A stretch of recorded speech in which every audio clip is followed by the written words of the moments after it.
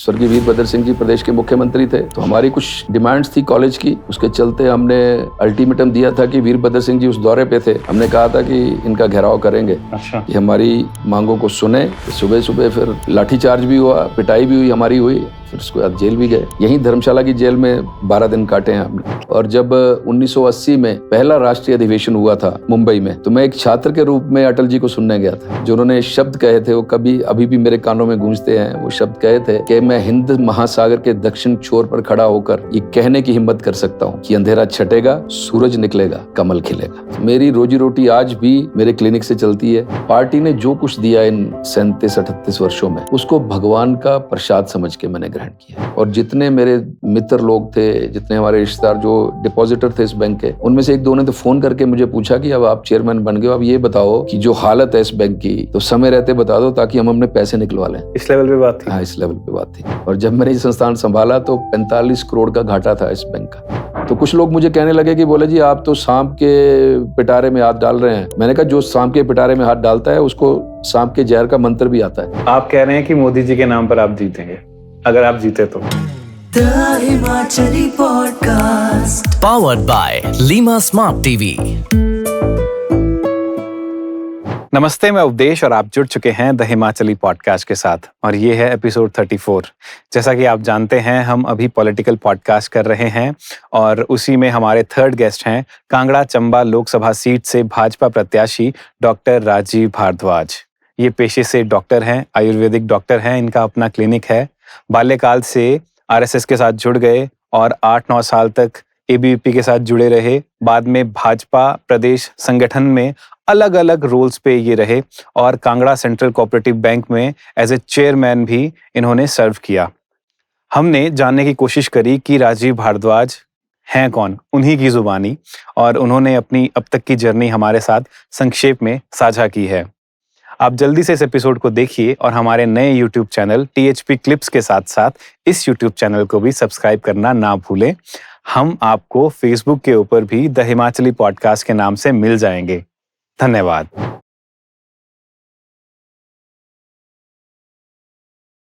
Sir, welcome to the Himachali podcast. धन्यवाद जी, बहुत धन्यवाद आपका। कैसे हैं आप?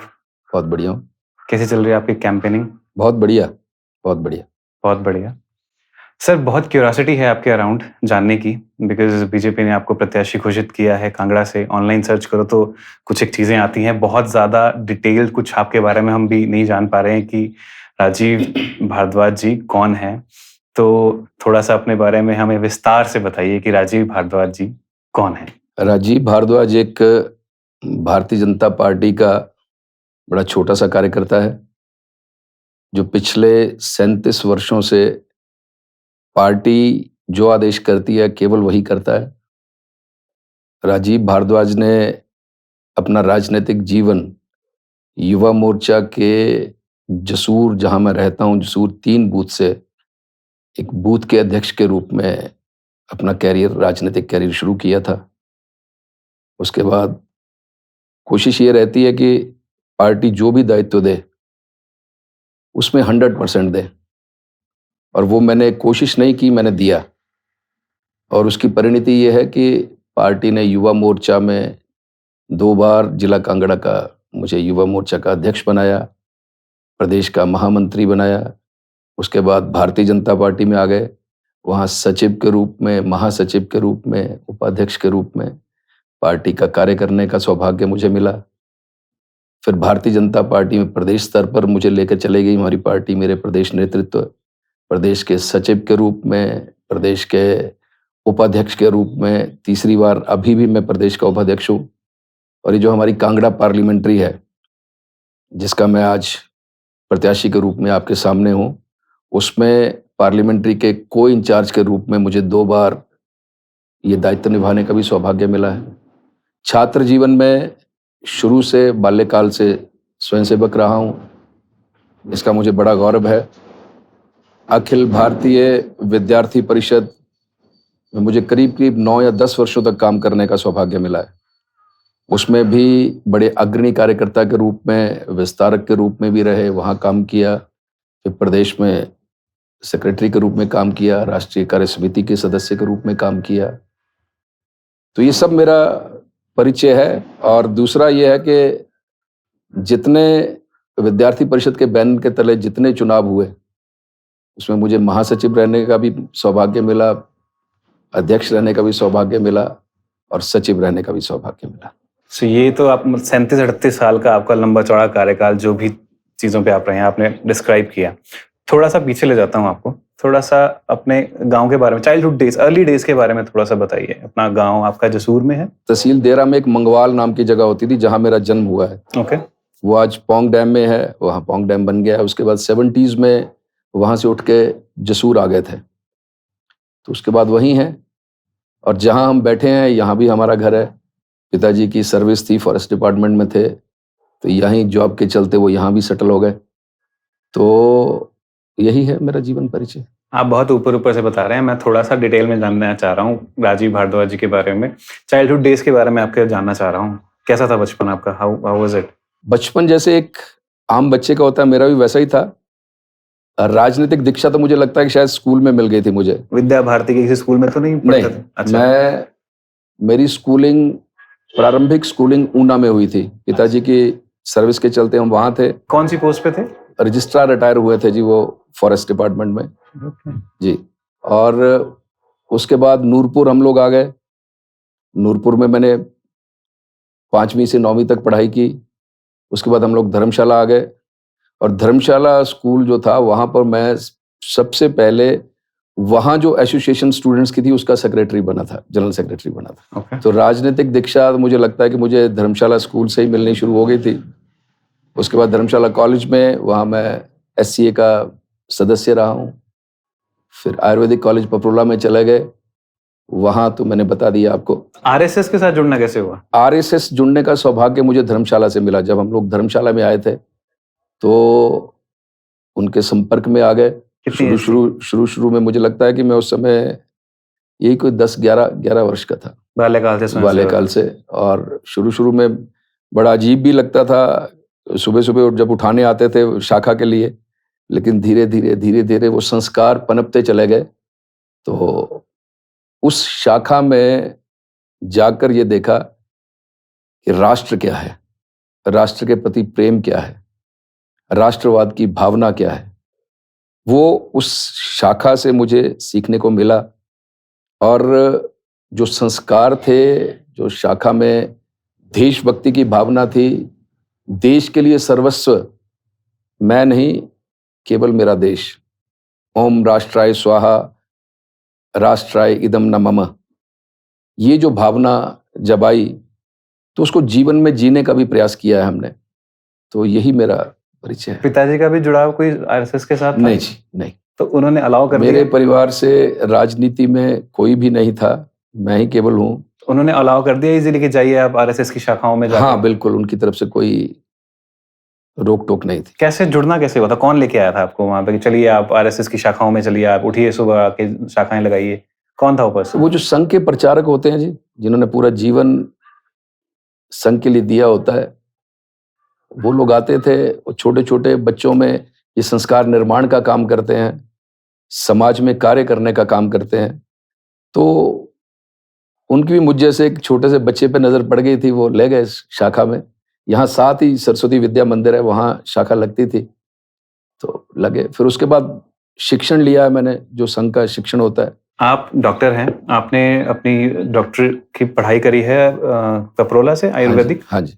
ये पढ़ाई आपकी कौन से ईयर में हुई थी? मैं 89 में पास आउट किया था जी। 89 में पास आउट हुए। उसके बाद आपने वहाँ पे कुछ अहम पदों पे भी रहे वहाँ पे, उसी कॉलेज के कुछ? SCA में मैं महामंत्री रहा हूँ वहाँ। तो उसमें जितने छात्र राजनीति के चलते स्टूडेंट कॉज की लड़ाई जो लड़नी पड़ती है, और मैं आपकी जानकारी के लिए बता दूं, 10 दिन तक हम जेल में भी गए थे। कौन से साल में? मुझे लगता है कि 85-86 की बात होगी। For what? आदरणीय वीरभद्र सिंह जी, उस समय स्वर्गीय वीरभद्र सिंह जी प्रदेश के मुख्यमंत्री थे जी।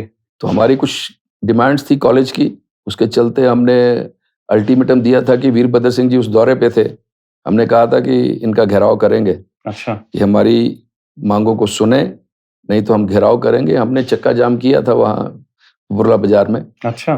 तो सुबह सुबह फिर लाठीचार्ज भी हुआ, पिटाई भी हुई, हमारी हुई। फिर उसके बाद जेल भी गए।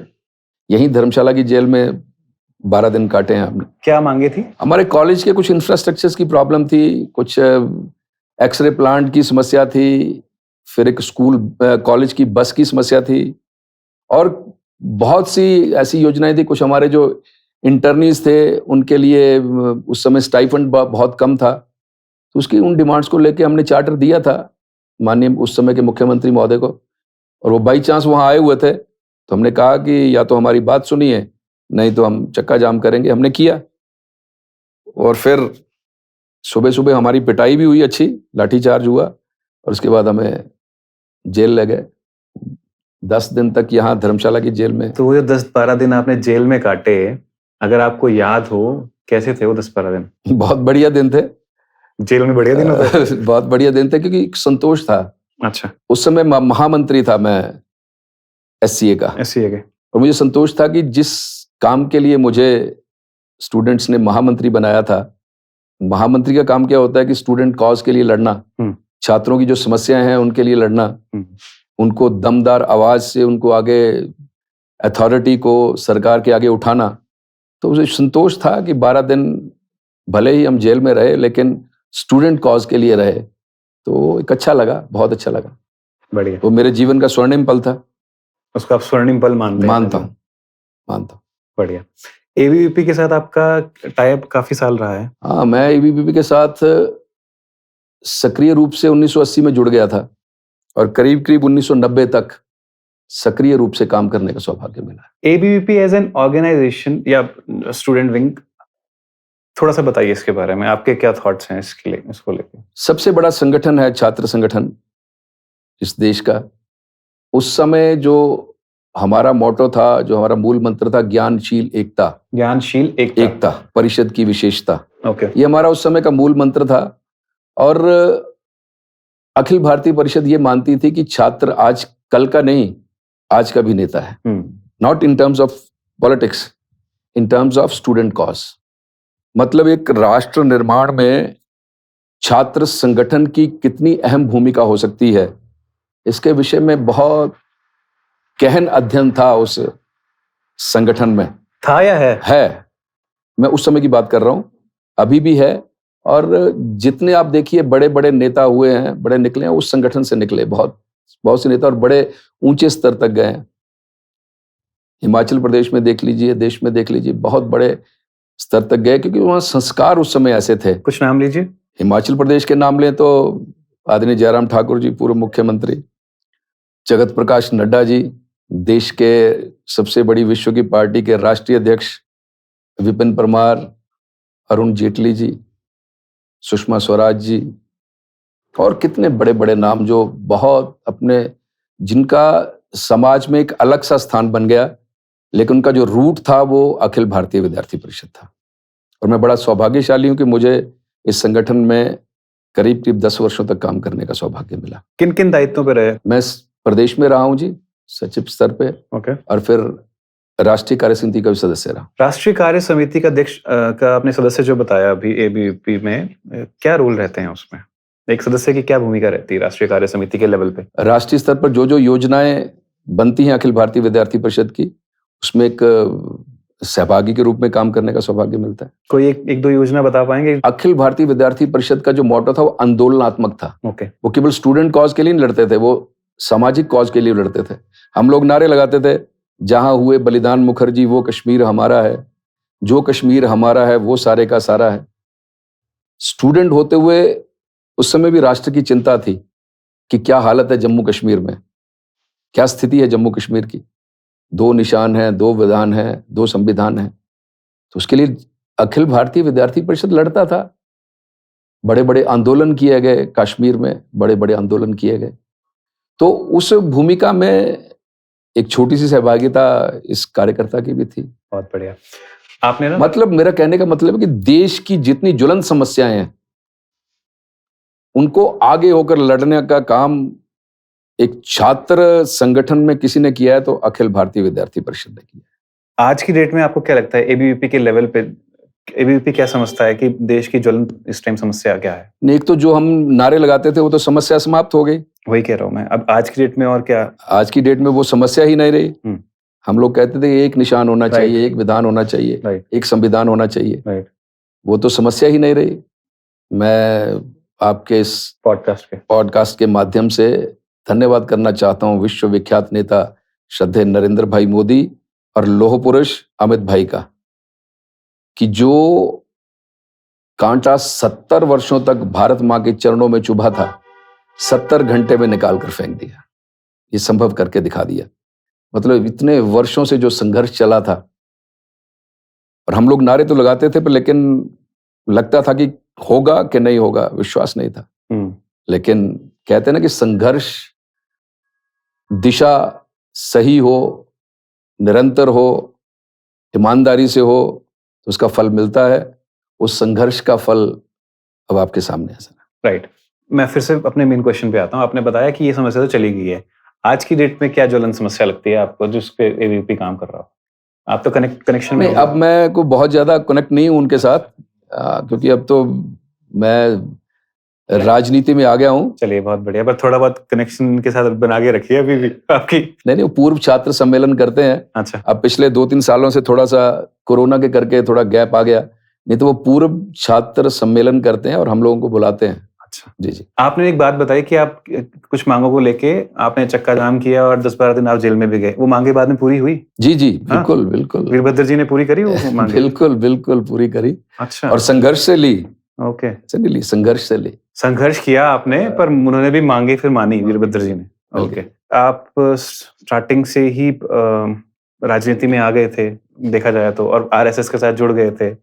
ये प्रोफेशन का आपको क्लैरिटी कब मिली कि भाई ठीक है ये राजनीति सही है, कर रहा हूँ, करता रहूंगा, बट एज ए प्रोफेशनली मेरे को कुछ करना पड़ेगा ताकि ये चीजों को। मैंने 89 में फॉर्मली भारतीय जनता पार्टी की सदस्यता ले ली। 89 में? हाँ, जैसे ही मैं कॉलेज से निकला।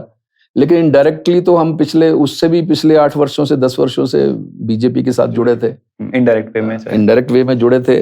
और जब 1980 में पहला राष्ट्रीय अधिवेशन हुआ था मुंबई में, ओके, तो मैं एक छात्र के रूप में अटल जी को सुनने गया था। अच्छा, छात्र के रूप में अटल जी को सुनने गया था 1980? हाँ, 80 में जब पहला अधिवेशन हुआ था भारतीय जनता पार्टी की, भारतीय जनता पार्टी का जब संगठन बना था, तो जो पहला राष्ट्रीय अधिवेशन हुआ था, मुझे लगता है कि 6 महीने के बाद हुआ होगा, तो मैं गया था वहां अटल जी का वो अभी भी मुझे याद है, जो उन्होंने शब्द कहे थे वो कभी अभी भी मेरे कानों में गूंजते हैं। वो शब्द कहे थे कि मैं हिंद महासागर के दक्षिण छोर पर खड़ा होकर ये कहने की हिम्मत कर सकता हूं कि अंधेरा छटेगा, सूरज निकलेगा, कमल खिलेगा। हिंद महासागर के दक्षिणी छोर पर खड़ा होकर ये कहने की हिम्मत कर सकता हूं कि अंधेरा छटेगा, सूरज निकलेगा और कमल खिलेगा।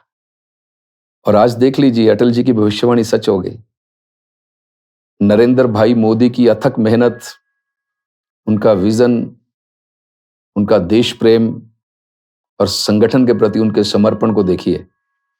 आज अंधेरा भी छट गया, सूरज भी निकल आया और हिंदुस्तान में करीब करीब हर जगह कमल भी खिल गया। ये अटल जी की भविष्यवाणी सच करने का यदि सबसे बड़ा श्रेय किसी को जाता है तो नरेंद्र भाई मोदी को जाता है। जब ये शब्द कानों में पड़े उस टाइम पे आप लोगों का क्या रिएक्शन था ओवरऑल, जितने भी और आपके साथ सुनने में? बहुत जबरदस्त मोटिवेशन थी। और किसको लगता था उस समय? फिर भी लगे हुए थे। हाँ, फिर भी लगे थे।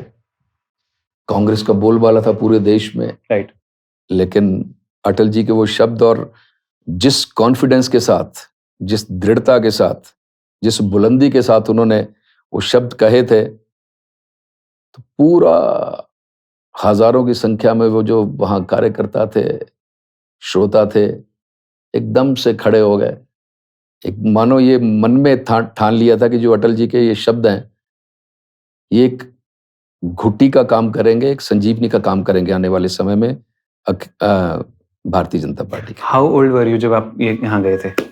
25 से 26 साल का, 26 साल का रहा होगा। उस टाइम ट्रांसपोर्टेशन का क्या रहता था? मुंबई जाके गए आप यहाँ से? मैं तो कभी पठानकोट से आगे नहीं गया था। कैसे गए फिर? और आपको हैरान होंगे कि मेरे घर में किसी को पता नहीं था। जितने भी मैं नेताओं से मिल रहा हूँ अभी, जैसे जयराम जी से मैंने अभी किया, एक पॉडकास्ट किया, मैंने उनको पूछा कि घर वालों ने अलाउ कर दिया था, क्योंकि आप तो एक सामान्य परिवार आप कह रहे थे, वो कह रहे हैं कि घर वालों को हम बताते ही नहीं थे। ये ऐसे ही काम करता है क्या? घर वालों को पता ही नहीं था। बोलता तो शायद वो, और कहाँ से हमने वो किराए का जुगाड़ किया होगा, यू कैन इमेजिन। वही पूछना चाह You रहा can हूँ, imagine. कैसे किया था, क्या था मित्रों से इधर उधर से, और कि कितना किराया लगा था मुंबई पहुंचने का उस टाइम, और पहुंचे गए कैसे थे? मुझे अब याद नहीं है कि 600-700 रुपया लगा होगा, 700-800 रुपया। ट्रेन से गए थे दिल्ली? ट्रेन से, ट्रेन Okay. से, ट्रेन से। तो मतलब जुनून था इतना कि सुनने हाँ, जाना है। बिल्कुल बिल्कुल। किसने मोटिवेट किया था कि चलो अटल जी को सुनने जाना है? Self motivation, self motivation. इतनी सेल्फ मोटिवेशन 26 साल की उम्र में उस टाइम पे थी। जी जी जी। वापस आते हैं वहीं पे, जो मेरा मेन क्वेश्चन था कि जो आपने प्रोफेशन जब चूज किया, आपने बोला कि मैंने 1989 में बीजेपी की सदस्यता ग्रहण कर ली थी, उसके बाद फिर प्रोफेशन की तरफ कैसे आना हुआ? मेरी रोजी रोटी आज भी मेरे क्लिनिक से चलती है, ओके। जब मुझे समय लगता है। अब तो पिछले 1-1.5 महीने से बिल्कुल नहीं बैठा हूं मैं, लेकिन जब भी मुझे समय, क्योंकि एक, जैसे कहते हैं ना कि पूर्णकालिक कार्यकर्ता के रूप में काम किया है पार्टी का। पार्टी ने जो आदेश किया, मैंने पहले भी किया, कि जो पार्टी आदेश करती है उसको 100% दिया है। तो 100% अगर आप देना चाहते हो संगठन को, पार्टी को, तो उसके लिए आपको समय देना पड़ेगा। राइट। जब मुझे समय लगता है तो मैं अपने क्लिनिक में जरूर बैठता हूँ, वो मेरा रोजी रोटी है। राजीव भारद्वाज जी के जीवन में क्या सिद्धांत हैं, किन सिद्धांतों को लेके अपनी जिंदगी को आप जीते हैं? जिस काम में हाथ डालो उस पर 100% दो। जो काम करो ईमानदारी से करो, जो काम करो पूरे समर्पण से करो, और जो काम करो निस्वार्थ भावना से करो। यही मेरा मूल मंत्र है, इसी पे चलता हूं। और मैं गीता के श्लोक को सदा अपने मन में रखता हूं, कर्मण्येवा अधिकारस्ते मा फलेषु कदाचन। मेरे हाथ में तो सिर्फ कर्म है, उस कर्म को करने में कभी कोताही नहीं करनी चाहिए। फल तो उस प्रभु के हाथ में है, मिले तब भी ठीक है, नहीं मिले तो भी कोई प्रॉब्लम नहीं। पॉलिटिक्स और अपने प्रोफेशन को कैसे बैलेंस करते हो, और पर्सनल लाइफ, तीनों चीजों का बैलेंस कैसे बनाते हो? बैलेंस तो बिगड़ता ही है। अब मैं ये कह दूं आपके कैमरे के सामने कि मैं सब कुछ बड़ा स्मूथली करता हूं, नहीं, खोना पड़ता है। परिवार को बहुत समय नहीं दे पाया मैं, तो प्रोफेशनल लाइफ के लिए, क्योंकि ये मेरी रोजी रोटी है, जब मुझे समय मिलता है तो मैं क्लिनिक में बैठता हूँ। और राजनीति तो ये है कि यहाँ तो अब जब से मोदी जी आए हैं, अब तो केवल एक ही मूल मंत्र है, उनकी डिक्शनरी में एक ही शब्द है, पॉलिटिक्स ऑफ परफॉर्मेंस। अगर आप हो, किसी स्थान पर हो, चाहे वो संगठन के कार्यकर्ता हो, चाहे वो जनप्रतिनिधि हो, you have to perform. There is no other option left for you. तो परफॉर्म करना पड़ता है। तो अब संगठन के कार्यकर्ता के रूप में काम किया है, तो जो जहां पार्टी, बैलेंस बिगड़ता है, मैं इसको मानता हूं बिल्कुल। लेकिन मैं बड़ा सौभाग्यशाली हूं कि मुझे परिवार का बड़ा समर्थन मिला है, धर्मपत्नी का, भाइयों का, सबका बड़ा सहयोग रहता है मुझे, तो चल रहा है। फैमिली शिकायतें नहीं करती कभी कि दे दो थोड़ा टाइम, हमें भी दे दो? शिकायत तो रहती है जी, शिकायत तो रहती है, पर लेकिन मेरा सौभाग्य है कि प्रभु की कृपा से मुझे एक गुण ये मिला है कि मैं कन्विंस कर देता हूँ फटाफट। अच्छा। तो कन्विंसिंग पावर है। तो बेसिकली लोगों को कन्विंस करने से पहले घर वालों को कन्विंस करना बहुत जरूरी है, ऐसा? बिल्कुल। कहीं आपकी अरेंज मैरिज तो नहीं हुई है? हाँ जी, हाँ जी, बिल्कुल अरेंज्ड मैरिज। ये मैंने देखा है, मैंने नोटिस किया है पैटर्न की अरेंज मैरिज में ना थोड़ा सा चीजें शायद इजीली हो जा रही हैं, लव मैरिज में ना थोड़ा अरेंज मैरिज। अच्छा, वापस आते हैं वहीं पे। जब आप इतने सालों से मेहनत कर रहे हैं, लगे हुए हैं, आप संगठन के कार्य में लगे हुए हैं, आप अपना एक क्लिनिक चलाते हैं, तो जब आप क्लिनिक चलाते हैं, भांति भांति के लोग आते होंगे आपके पास, और उसमें भांति भांति से मेरा मतलब है कि डॉक्टर साहब कब मिल रही टिकट, डॉक्टर साहब आपका नंबर नहीं आ रहा, ये सब चीजें ना बहुत ज्यादा होती हैं, ये कॉमन है, राइट? इन चीजों को कैसे टैकल करते हो? जो आपके हितैषी हैं, जो मेरी क्लाइंटेल है, जो मेरे पेशेंट हैं, राइट। वो चिंतित रहते हैं, बिल्कुल रहते हैं, क्योंकि डॉक्टर और पेशेंट का संबंध जो होता है वो पारिवारिक संबंध होता है। जबरदस्त बॉन्डिंग होती है, जिसको कहते हैं ना कि फैमिली बॉन्डिंग हो जाती है डॉक्टर और पेशेंट की। तो मैं तो पिछले, अब लगा लो हिसाब की, 91 में मैंने क्लिनिक शुरू कर दिया था, तो कितने साल हो गए। तो एक मेरा अलग सा एक परिवार तो वो है ही है। तो वो, उनको ये भी पता है कि ही इज इन पॉलिटिक्स, तो वो चिंतित रहते हैं। और इस बार बहुत खुश थे सब लोग, और जब नहीं मिलती थी तो बहुत दुखी भी होते थे। तो मिश्रित भाव होते हैं ये सब। और मैंने कहा ना कि वो प्रभु ने एक कन्विंसिंग पावर दी है, तो मैं उनको कन्विंस कर देता था कि पार्टी में, संगठन में पार्टी तय करती है कि किस कार्यकर्ता को कब किस मोर्चे पर खड़े होना है। पार्टी ने जो कुछ दिया इन 37-38 वर्षों में, चाहे वो खट्टा मिला, चाहे वो मीठा मिला, उसको भगवान का प्रसाद समझ के मैंने ग्रहण किया है। उसमें कोई दलील अपील नहीं कि मुझे ये मिलना चाहिए था, ये नहीं मिला, मुझे वो मिलना चाहिए था, वो नहीं मिला, ये मिला तो क्यों मिला, बहुत कम मिला। ऐसी कोई दलील अपील नहीं। जो मिला, जैसे भगवान से जो मिलता है, उसको प्रसाद समझ के ग्रहण किया मैंने। ये मुझे बहुत संतोष है। बहुत बढ़िया। तो आपने बताया कि इतने सालों का आपका रिलेशन है, फैमिली बन गई है। अब ये लोग जो आपके पेशेंट्स हैं, पेशेंट्स नहीं है, सॉर्ट ऑफ फैमिली ही है, राइट? बिकॉज इतने टाइम से आपके साथ इंटरेक्ट कर रहे हैं। कभी ऐसा भी होता है रात के 2 या 3 बजे उठ के फोन आ रहा है किसी के, डॉक्टर साहब ये इमरजेंसी होगी, क्या करें? ऐसा कभी कोई इंसिडेंट भी हुआ है? बिल्कुल, कई बार होता है। ये तो हफ्ते में 6 दिन होता है कि डॉक्टर को तो उठना पड़ता है, उसको तो रात को भी 2-3 बजे उठना पड़ता है। मैं आपको बड़ा एक इंसिडेंट सुनाता हूँ, आपने बात शुरू कर दी है तो। एक बार मुझे रात को 2 बजे फोन आया कि पेशेंट बीमार था, तो मैंने बुलाया कि आ जाइए क्लिनिक पे, मैं आ रहा हूँ।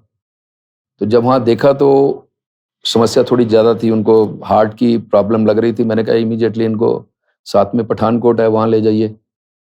तो वो तो एकदम से यहीं ट्रीटमेंट करवाने आए थे मेरे पास, उनको दिमाग में नहीं था कि वहाँ आगे जाना पड़ेगा, इतनी गंभीर समस्या हो गई है। तो उन्होंने कहा जी कि हमें तो अब 10 किलोमीटर पीछे जाना पड़ेगा, फिर घर से जाके। मैंने कहा क्या समस्या है? बोले जैसे से पैसे नहीं लेके आए हम इतने, पठानकोट में ज़्यादा पैसे लगेंगे। मैंने कहा कोई बात नहीं। मैं एकदम से घर में गया और मेरे पास जो पड़े थे मैंने उनको दे दिए। मैंने कहा कोई और प्रॉब्लम होती तो सुबह मैं खुद आ जाऊँगा। और वो बेसिकली कांग्रेस परिवार था। अच्छा। बड़े रिनाउंड कांग्रेसी हैं वहाँ के, वो परिवार था। फिर उनको वो थोड़ा संकोच कर रहे थे, पर लेकिन मुझे लगा कि ये चाहते हैं कि मैं खुद इनको अकम्पनी करूं वहाँ हॉस्पिटल के लिए, क्योंकि परिचय नहीं होता। डॉक्टर साथ में जाएगा तो वो प्रॉपरली डेमोन्स्ट्रेट कर देगा प्रॉब्लम को। तो फिर मैंने अपनी गाड़ी निकाली, उनको उसी गाड़ी में डाला और हॉस्पिटल पठानकोट लेके गया। फिर वहाँ डॉक्टर साहब को उठाया, उनको बताया कि ये समस्या मुझे लग रही है। तो उनको एडमिट करवा के मैं वापस आ गया। तो उसके बाद वो परिवार मेरा बन गया। अच्छा। हालांकि मैंने तो कोई चुनाव नहीं लड़ा उससे पहले, आप पहली बार लड़ रहा हूँ। लेकिन उसके बाद जब विधानसभा का चुनाव आया, नूरपुर का, वहाँ हमारा जो पार्टी का कैंडिडेट खड़ा था, उन परिवार के लोग मेरे घर में आए, बोले जी बताइए किसको वोट देना है। अच्छा। हम आपके कहने पे वोट देंगे। क्या ये हेल्प करते टाइम पे आपके मन में एक बारी भी आया था कि ये तो कांग्रेस के सपोर्टर्स हैं? नहीं। Pure doctor profession, as a profession, और मेरी ड्यूटी थी। हालांकि वो जो पैसे मैंने दिए थे उन्होंने मुझे वापस किए। अच्छा। जब ठीक होके आ गए उन्होंने पैसे मुझे वापस कर दिए। हालांकि मैंने कहा कोई बात नहीं, लेकिन उन्होंने इमीडिएटली पैसे वापस किए। पर वो परिवार सदा सदा के लिए मोदी जी का परिवार हो गया। तो आप कह रहे हैं कि लोगों को कन्विंस करना आपको आता है और लोगों को अपने साथ जोड़ना आपको आता है, ये? जी। बढ़िया। आप जो केसीसी है उसमें भी आप अहम पद पे रहे हैं। जब मैंने ये संस्थान संभाला था, मुझे आदेश किया माननीय मुख्यमंत्री महोदय ने कि आपको इस संस्थान में काम करना है चेयरमैन के रूप में। तो मैं इनिशियली रिलक्टेंट था कि मुझे कोई बड़ा ज्ञान नहीं है इस फील्ड का, और मैंने आदरणीय मुख्यमंत्री जी को कहा भी किसी जानकार को जो कोऑपरेटिव मूवमेंट से जुड़ा हो उसको दीजिए। लेकिन नहीं, उन्होंने कहा कि नहीं, आप ही को देखना है। जब उनका आदेश था तो मानना था। पर आपने पूछा नहीं उनको कि एग्जैक्टली कि आपने एग्जैक्टली मेरे में क्या देखा कि आप मुझे ये इतना बड़ा दायित्व दे रहे हैं? तो मैंने पूछा नहीं, लेकिन फिर उन्होंने कहा कि आपको करना है। मैंने कहा ठीक है। लेकिन जब मैं वहाँ ज्वाइन करने गया, formally I joined as a chairman of KCCB, तो अगले दिन जो समाचार पत्र में खबर आई वो ये आया कि वेंटिलेटर पर लगे इस संस्थान की जिम्मेवारी एक डॉक्टर को दे दी गई है। हाँ। मुझे बड़ा वो हुआ कि बहुत बड़ा चैलेंज है मेरे लिए। और जब मैंने ये संस्थान संभाला तो 45 करोड़ का घाटा था इस बैंक का। कौन से साल में? 2018 में। अच्छा। मैंने नवंबर 2018 में चेयरमैन के रूप में दायित्व संभाला था। तो बहुत बड़ा चैलेंज था। और जितने मेरे मित्र लोग थे, जितने हमारे रिश्तेदार जो डिपॉजिटर थे इस बैंक के, उनमें से एक दो ने तो फ़ोन करके मुझे पूछा कि अब आप चेयरमैन बन गए हो, अब ये बताओ कि जो हालत है इस बैंक की, जो रोज़ सुनते हैं हम, तो अब आप हो, अपने हो, तो समय रहते बता दो ताकि हम अपने पैसे निकलवा लें। इस लेवल पे बात थी? हाँ, इस लेवल पे बात थी। ओके। और मुझे बड़ी चिंता होती थी, मैंने कहा फिर, लेकिन मैं चलो उनको हिम्मत देता था, कोई बात नहीं। और जो पहली 1 साल के बाद जो हुआ, 45 करोड़ का घाटा कम करके हमने 40 करोड़ पे ले आए। 5 करोड़ का आपने 1 साल के अंदर बचाव किया। ओके। अगले उसमें हम 2.25 करोड़ के प्रॉफिट पे आ गए। अच्छा जी। 40 करोड़ का घाटा तो आपने वो किया ही किया और 2 करोड़ प्रॉफिटेबल ले गए। 2.25 करोड़ का प्रॉफिट पौने जो 2 पहला करोड़ आया था। ओके। और जो अंतिम मेरा जो टेन्योर था, उसमें 87 करोड़ का हमने प्रॉफिट लिया। Oh wow. और उसमें भी जितने एक्यूमुलेटेड लॉसेस थे, सबको खत्म करके जिस दिन मैंने इस बैंक को छोड़ा, उस दिन ये बैंक 10 करोड़ के प्रॉफिट में था। अच्छा। 45 करोड़ के घाटे से लिया बैंक, पर लेकिन उसके लिए बड़ी मेहनत करनी पड़ी और बहुत रिस्ट्रिक्शंस रखी। मैं वही पूछने वाला था कि स्ट्रेटजीज क्या क्या थी आपकी? किसी किस्म की फिजूल खर्ची नहीं की हमने। ओके। और थोड़ा सा मोटिवेट किया, क्योंकि ये काम तो अधिकारी कर्मचारी करते हैं ना जी, उनको करना होता है। मैं तो सिर्फ एक विजन दे सकता था कि मैं ये चाहता हूँ। फिजूल खर्ची खुद नहीं की। किसी किस्म का आप हैरान होंगे कि 4 सालों में जब ये बैंक प्रॉफिट में आया, तब एक बार बीओडी ने टूर लगाया था, वो भी सिर्फ गुजरात का। 4 सालों तक मैंने एक भी टूर नहीं लगाया, क्योंकि उसमें बैंक का खर्चा होता है। 25-30 लोग जब जाएंगे, घर रहने का, ट्रैवलिंग का, सबका। हालांकि कई बार दुखी होते थे डायरेक्टर लोग कि आप क्या कर रहे हो, ये दूसरे बैंक को देखो हर 2 महीने के बाद दौड़े होते हैं। मैं कहा नहीं, हम लोग घाटे में हैं। जब तक बैंक घाटे में है तब तो ये पाप है अगर हम उसको फिजूल खर्ची करें। कोई नई गाड़ी बैंक में नहीं, कोई जो पुरानी गाड़ी थी उससे काम चलाया मैंने। तो बहुत सी रिस्ट्रिक्शंस, और कर्मचारियों के मन में एक ऐसा वो था कि जो मैनेजर था वो बोलता था कि मेरे को तो एजीएम होना चाहिए, जो एजीएम था उसको लगता था कि मेरे को डीजीएम होना चाहिए, जो डीजीएम था उसको लगता था कि मेरे को जीएम होना चाहिए। इतनी उनके मन में उद्वेलना थी। तो 10 वर्षों तक डीपीसी नहीं हुई थी इस बैंक में। DPC stands for departmental promotion. Okay. और मैंने जो एमडी थे उनको निर्देश दिया कि इसको मैं करना चाहता हूँ। जब तक कर्मचारियों के मन में ही उमंग नहीं है, सेटिस्फेक्शन नहीं, वो क्या काम करेंगे। तो कुछ लोग मुझे कहने लगे कि बोले जी आप तो सांप के पिटारे में हाथ डाल रहे हैं। मैंने कहा जो सांप के पिटारे में हाथ डालता है उसको सांप के जहर का मंत्र भी आता है। और हमने किया। और आपकी जानकारी के लिए बता दूं, 900 से अधिक कर्मचारियों की हमने प्रमोशन की। तो कर्मचारियों को खुश कर दिया आपने। हाँ, पहले बिल्कुल। वो उनका ड्यू था, उनका हक था, जो उनको देना चाहिए था। जब हम लोग प्रॉफिट में आए, जो उनको देना चाहिए था उनको दिया, जो कर्मचारी, क्योंकि यही लोग तो मेहनत करते हैं तभी बैंक प्रॉफिट में आता है। अकेला चेयरमैन और एमडी थोड़ी नहीं कर सकता कुछ भी। लेकिन मैं धन्यवाद करना चाहता हूँ, अभी भी वो एमडी हैं यहाँ, जिसको कहते हैं डायनेमिक अधिकारी हैं वो। कौन नाम बताइए? मिस्टर विनोद। ओके। तो मैंने उनको कहा कि गो अहेड, लगिए आप, और मैं साथ हूँ। और उन्होंने किया काम। 900 कर्मचारियों, 900 बताया ना आपने? 900 कर्मचारियों की प्रमोशन करते करते बैंक के ऊपर एक फाइनेंशियली वो भी तो आया होगा ना? नहीं, हम जब प्रॉफिट में आए तो हमने किया, तब जाके किया। लेकिन उनका अधिकार है, ये उनका अधिकार है। ऑब्वियसली उनका अधिकार है। बट आपने तब जाके किया प्रॉफिटेबल। हाँ, मैं वही जानना चाह रहा हूँ। वो तो चलो आप प्रॉफिट पे लेके आ गए, प्रॉफिट पे लाने के लिए आपने रिस्ट्रिक्शंस लगाई कि फालतू खर्चा नहीं करेंगे। बट क्या सिर्फ फालतू खर्चा ना करने से आपका प्रॉफिटेबल हो गया? मोटिवेट किया अधिकारी को, कर्मचारियों को। यहाँ तो ऐसा वातावरण था कि कोई काम करना नहीं चाहता था, पता नहीं कब क्या हो जाए।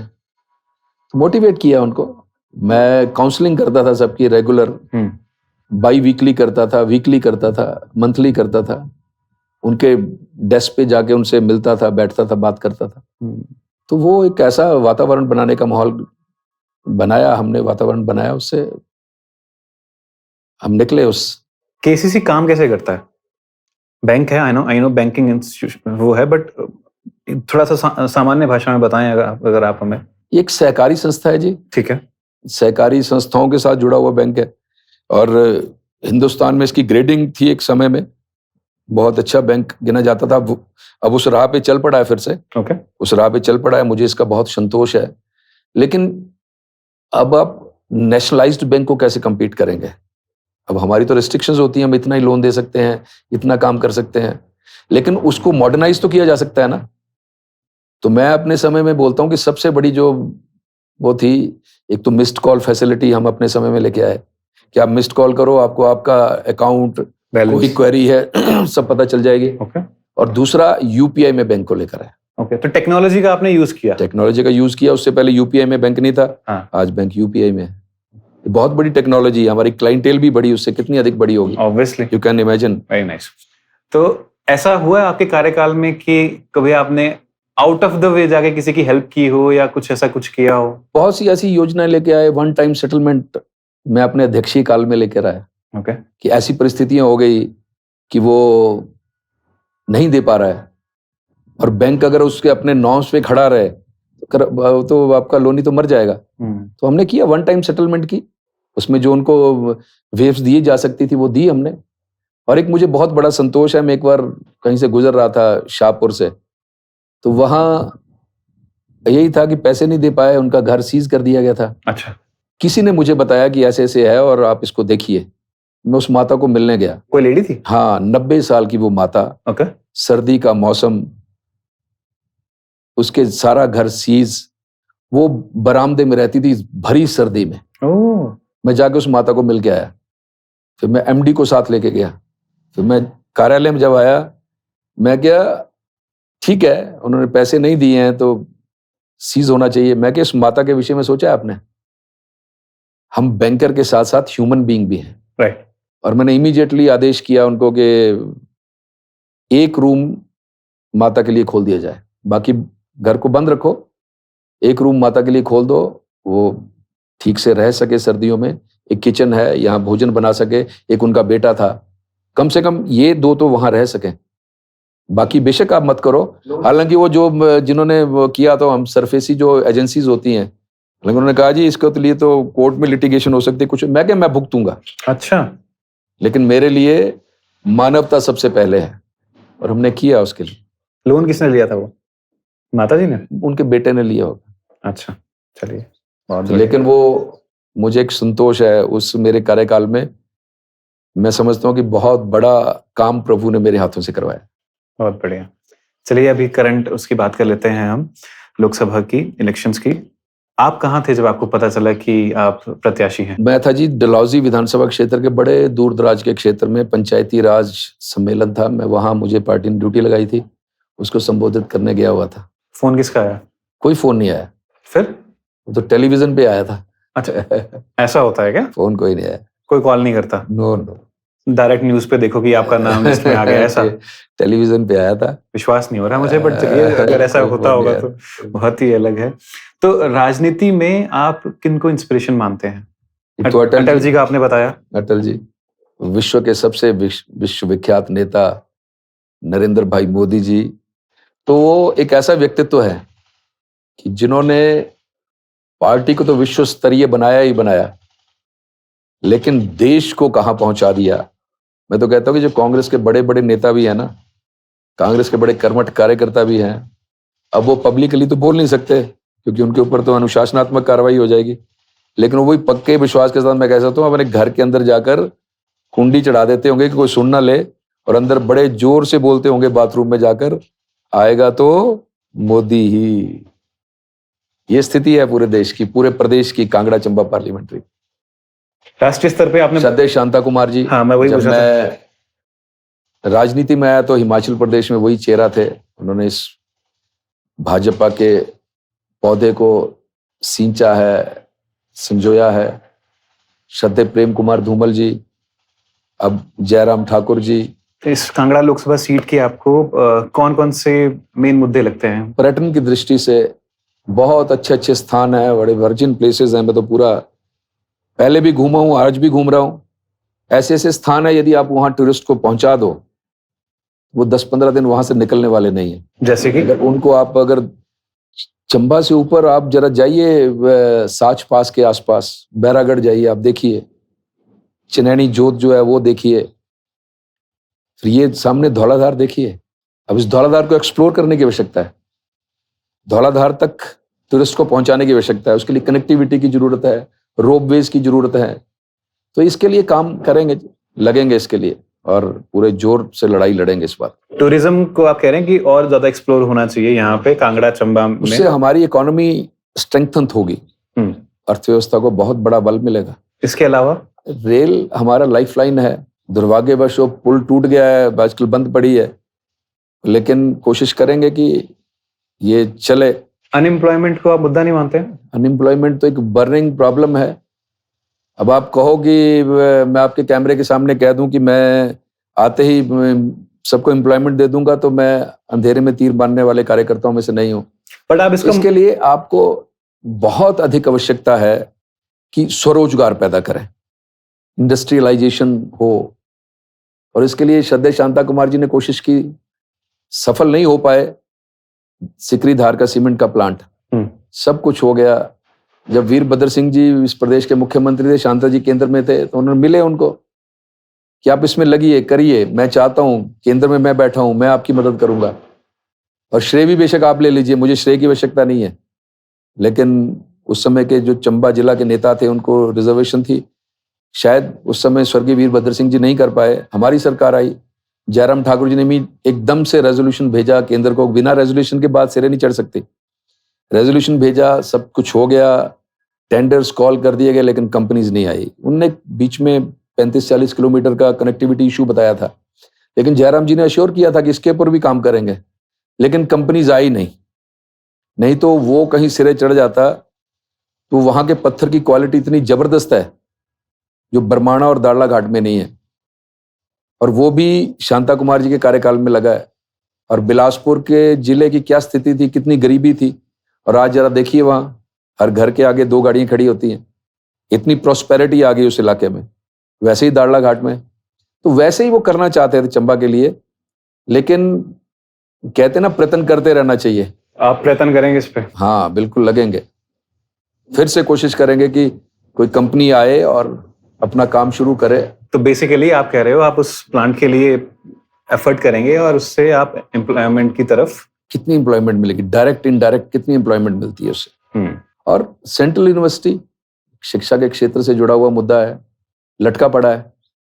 मोदी जी ने 250 करोड़ रुपया भेजा है इस कैंपस के निर्माण के लिए।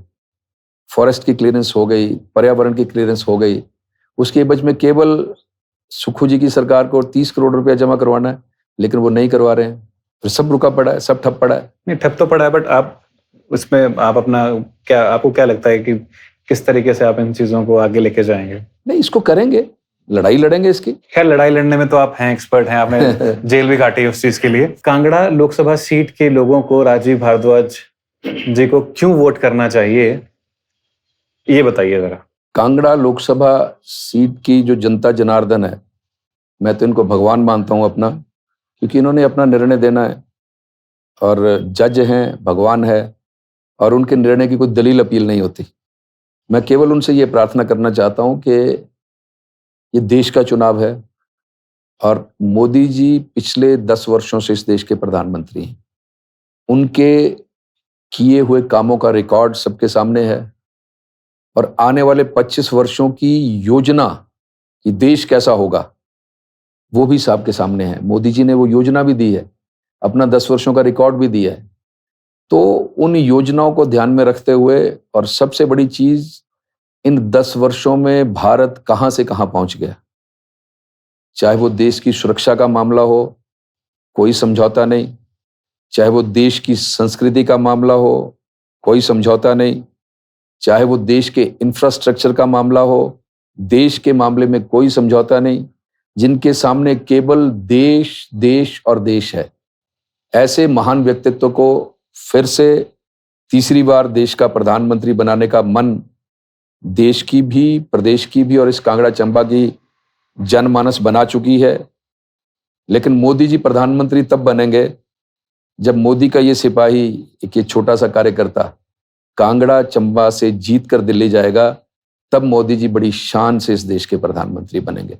तो ये प्रार्थना करना चाहता हूं कि जो मैं प्रत्याशी हूं भारतीय जनता पार्टी का, प्रत्याशी के रूप में मुझे पार्टी ने आदेश किया है। मुझे अपना आशीर्वाद भी दें, जन समर्थन भी दें और सहयोग भी दें, ये प्रार्थना करना चाहता आप कह रहे हैं कि मोदी जी के नाम पर आप जीतेंगे, अगर आप जीते तो? हूं। देखिए, चुनाव मैंने कहा ना देश का है। देश के प्रधानमंत्री कौन है? नरेंद्र भाई मोदी। सरकार के मुखिया कौन है? नरेंद्र भाई मोदी। तो उनकी बनाई योजना का बखान हम लोग करेंगे ना। और मेरे मन में क्या है मैंने आपको बता दिया, आपने मुझे पूछा पहले। अब उनकी आयुष्मान भारत योजना की बात करेंगे, किसान सम्मान निधि की बात करेंगे, 4 करोड़ गरीबों को घर बना के दे दिए उसकी बात करेंगे, 25 करोड़ गरीबों को गरीबी की रेखा से ऊपर उठा दिया उसकी बात करेंगे। अपना कैंपेन कैसे डिजाइन किया है आपने? कैंपेन नुक्कड़ सभाएं, दिन की 7-8 नुक्कड़ सभाएं, वो मैं एक राउंड पूरा कर चुका हूं।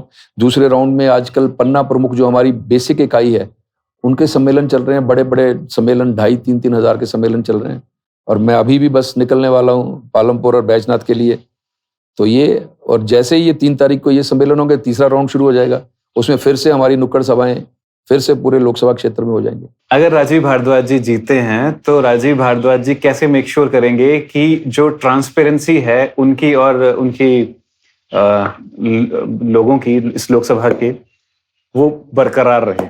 जिस तरीके से आप अभी जा रहे हैं लोगों के बीच में, जा के वोट मांग रहे हैं, कल को जब वो लोग आपके पास आए तो किस तरीके से आप उनके साथ? जिस दिन मुझे टिकट मिली थी, मैंने अपनी धर्मपत्नी को बोल दिया, अपने भाइयों को भी बोल दिया, जितने मेरे संबंधी हैं सबको बोल दिया कि आज के बाद कांगड़ा चंबा की जो जनता जनार्दन है, यही मेरा परिवार है। इनके सुख दुख में शामिल रहूंगा, इनके चरणों में सदा सदा के लिए समर्पित हो जाऊंगा। और ये मैं अपने भाषण में भी बोल रहा हूं। और मेरा ट्रैक रिकॉर्ड है, मैं टेस्टेड हूं, ट्राइड हूं, जो कहता हूं वो करता भी हूं। चलिए सर, बहुत बहुत धन्यवाद आपका, आपने अपना वैल्यूएबल टाइम हमें दिया। आपका धन्यवाद और all the best to you. इतनी लंबी बात करने का, और इतना कुछ ऐसी बातें जो मैं भूल ही चुका था उनको आज आपने याद दिला दिया, इसके लिए मैं हिमाचली पॉडकास्ट का बहुत बहुत धन्यवाद करता हूं। Thank you sir. नमस्कार। The Himachali Podcast. Powered by Lima Smart TV.